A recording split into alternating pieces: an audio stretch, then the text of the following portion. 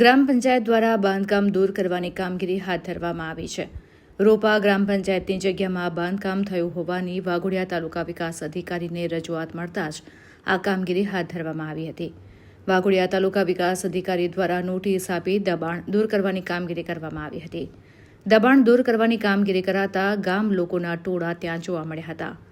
સરપંચ તલાટી દ્વારા police protection સાથે ડિમોલિશનની કામગીરી હાથ ધરવામાં આવી હતી. તલાટી કમ મંત્રી રોપા ગામે જે દબાણનો પ્રશ્ન છે એમાં પરમાર દિનેશભાઈ રતિલાલભાઈએ મને દબાણ કરેલું એવી મારા પર અરજી કરેલી અને તેને અરજીના અનુસંધાનમાં અમે બંને પાર્ટીને તમારી માલિકીના આધાર પુરાવા હોય તો રજૂ કરવા એવી અમે નોટિસો આપેલી, પણ આજ દિન સુધી અમને કોઈ આધાર પુરાવા રજૂ કરેલ નથી.